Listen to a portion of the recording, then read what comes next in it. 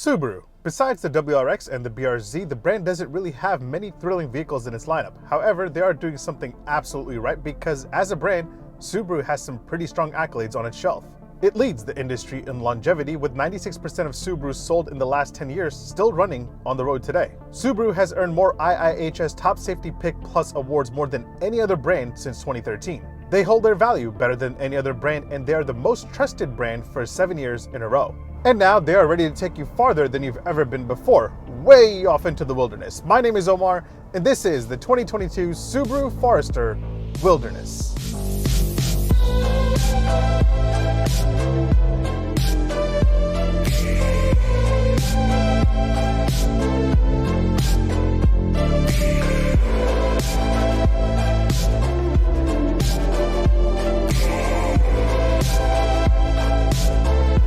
Sorry if you can hear the rain hitting the windshield, but hey, it's raining.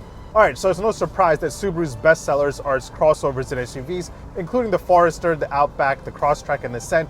The Forester and the Outback pretty much stay neck and neck and fight over the number 1 and number 2 spot. Since its inception, the Forester has been sitting on the Impreza platform, but now, just like every other Subaru, the 5th generation model has moved to the Subaru Global platform. This rain really makes it feel like I'm in the wilderness. But yeah, I don't know if you guys remember, but in 2004, there was a Forester STI, but it was only available in the Japanese market.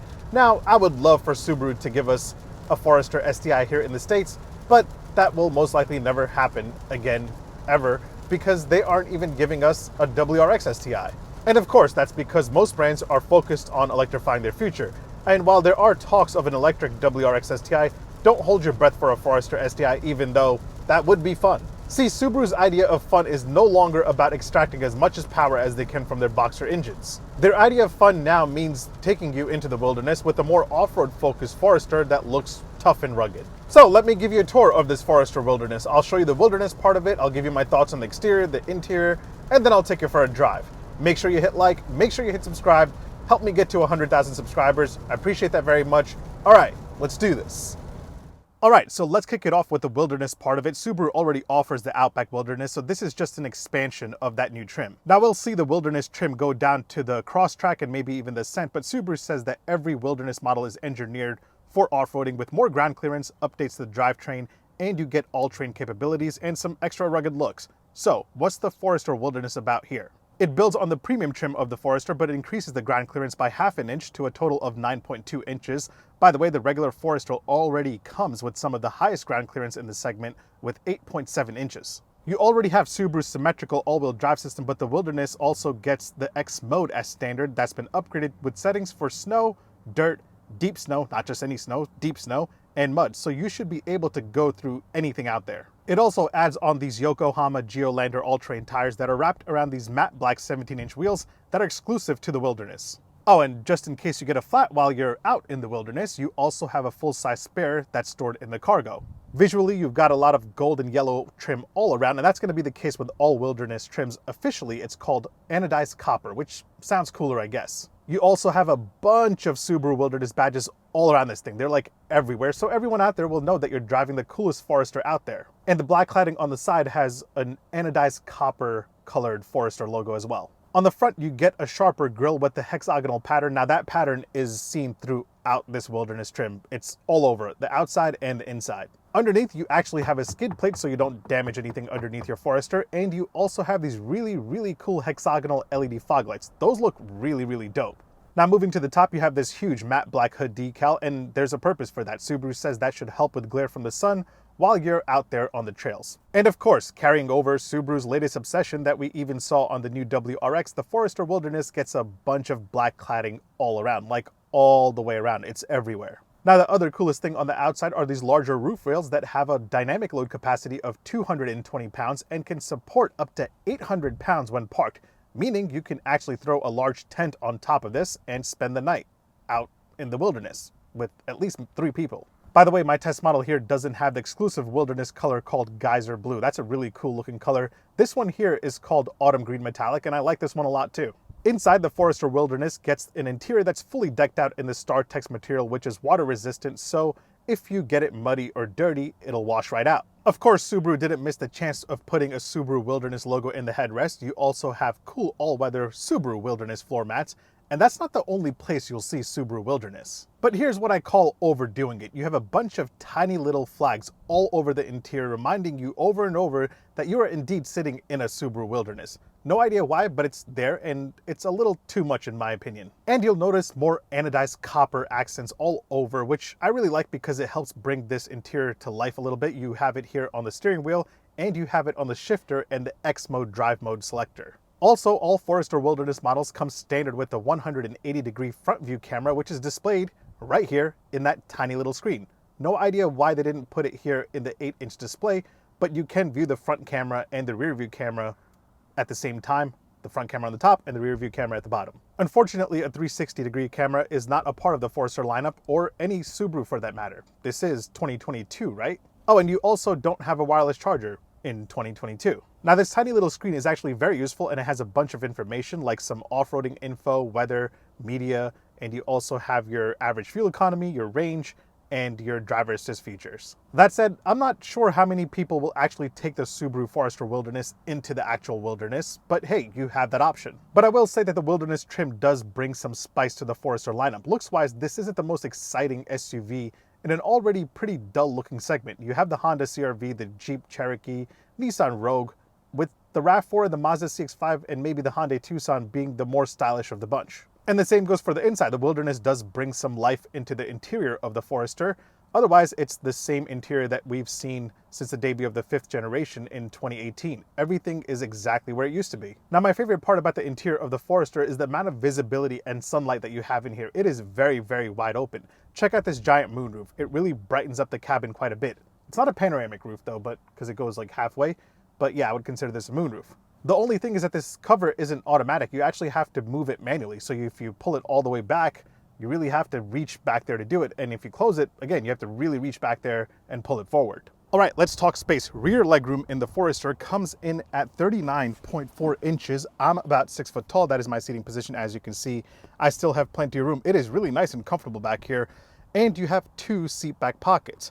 The bottom part is kind of half stitched closed. So I guess this is for your phone, this is for something else, and then you have a bigger one. As for cargo capacity, you don't have a kick to motion tailgate open thing, so you just use this button here, and once you get it opened, you have 28.9 cubic feet behind the second row, and with the second row folded, you have a massive 74.2 cubic feet. Now, one cool thing that I found back here in the Subaru Forester Wilderness is that the back of the second row seats are covered in the StarTex polyurethane material. And that's actually very useful in case you want to put a muddy bike or a pet back there. It will be easier to clean if it gets dirty. So you can just take some water and take a cloth and rub the mud right off, just like I am right now. You also have this all-weather mat for the cargo floor. So again, if it gets muddy or dirty, you can just take it out and hose it down and clean it right up. Now, a couple of more things. You can fold the second row seats from right here by using this button. You don't have to walk around the front to fold them down. That's very convenient. And then you have some hooks back here to hook your camping gear or whatever you want. And you also have a cigarette lighter charger. All right, let's talk pricing really quick. The 2022 Forester starts at $24,395 for the base model. Now, as I mentioned earlier, the Wilderness is based on the premium trim of the Forester and sits between the Sport and the Limited at $33,020. Now, the Forester does come with a pretty long list of standard features, as long as you're not going for the base trim. All Foresters for 2022 come standard with LED headlamps and LED daytime running lights. Now, what's impressive is that you have adaptive headlamps as standard across the whole lineup. All Foresters also come with roof rails as standard, except for the base trim where it's optional. And the same goes for the panoramic type moonroof. You have it everywhere except the base trim. Inside, all Foresters come with power adjustable driver seat, again, except for the base trim. At this point, don't even buy the base trim. A power adjustable passenger seat is only available on the really top of the line Touring trim. Forester Premium and above will give you heated front seats. Leather seats are only available on the Limited and the Touring. Now, if you want a heated steering wheel, that can only be had on the Limited and Touring, and heated rear seats are only available on the Touring. And then dual zone climate control can only be had on the Wilderness trim and above. Tech-wise, the base, premium, and sport trim comes standard with a 6.5-inch center display. If you want the 8-inch display, it's optional on the Sport and standard on the Wilderness and above. Now, unlike other Subaru models, you don't have that giant tablet display, and I kind of like that. I like this whole dual screen thing going on. The top screen is pretty informative, and the bottom screen houses all your other information. Nonetheless, all of them get Apple CarPlay and Android Auto as standard. If you want navigation, it can only be had as an option on the Wilderness and Limited, but is standard on the Touring. Now, yes, Subaru's infotainment system is pretty outdated, but it is pretty easy to use and it's free of glitches. It moves pretty quick. The only thing I don't like about Subaru's infotainment and screens is that they don't care about glare from the sun at all. They care about glare on the hood, but when it comes to the screen, sometimes you can't even see this in sunlight. But yeah, moving on, you have the Harman Kardon sound system as optional on the sport trims and above, and it's standard on the touring. Safety-wise, all Foresters come standard with the EyeSight driver assist tech, which includes adaptive cruise control, lane departure warning, pre-collision braking, and lane centering. So yes, the Forester, as standard, will keep you centered in the lane as long as your adaptive cruise control is turned on. Things like blind spot monitoring, rear cross traffic alert are standard on the sport trim and above. Oh, and that 180-degree camera can only be had on the Wilderness because off-roading life, you know? All right, before I give you my opinion on how the Subaru Forester Wilderness drives, let me point out a few important things that I'll have to show all of you. You have 4 cup holders, 2 in the front right there, and then you have 2 in the back in the center armrest right there. Here are what the keys look like to the Subaru Forester Wilderness. No Wilderness logo, you don't have remote start, you have lock, unlock, which is a Subaru logo, your trunk, and your panic button. Door open and close sound from the outside and from the inside. That is very solid. Charging game-wise, front passengers are working with 2 USB-A ports, one for Apple CarPlay and Android Auto, one just for charging, and you have a cigarette lighter charger. And even though this could have been a wireless charger, it's not. The people in the second row are working with 2 USB-A ports right here. It is now time for an indicator and horn sound test, this time here with the 2022 Subaru Forester Wilderness. Let's start it up. Got them little beeps, and now for the indicator sound. Nothing that crazy. Now for the horn sound. Oh, that's kind of raspy and annoying. People would definitely move out the way. All right, so the Forester Wilderness doesn't make any more power than other Foresters in the lineup. You still have a 2.5 liter boxer engine under the hood, making 182 horsepower and 176 pound-feet of torque, and it's mated to a CVT transmission, so you will have long, stretched out revs. Keep going, Subi, come on. Yes, I know a lot of people out there don't like continuously variable transmissions, but this one here has a revised gear ratio that imitates up to 8 gears. Does it actually feel like 8 gears? Well, let's see. You have paddle shifters.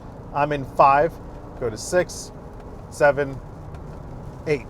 This does actually feel like it has an 8-speed automatic rather than a CVT. This is probably one of the best CVTs that I've driven in a very long time. Now, the Subaru WRX that I recently tested came with a 6-speed manual, but that also comes with a CVT, but Subaru calls it Subaru Performance Transmission to make it sound cooler. But if that acts anything like this, it should be pretty solid.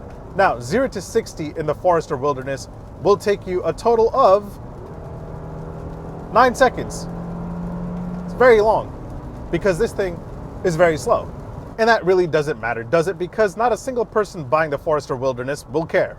Actually, I don't think anyone buying any Forester or even considers buying any vehicle in this segment cares about 0 to 60 times. But if you do want something quicker, you can go for the Outback Wilderness, which makes 260 horsepower. But yeah, those shopping in this segment don't really care about speed. They care about ride and comfort that comes with buying vehicles like this. And that said, this is pretty comfortable. And I know just describing the ride quality as comfortable is a bit vague, but there is no other really better way to describe this. It's just plain and pleasant to drive.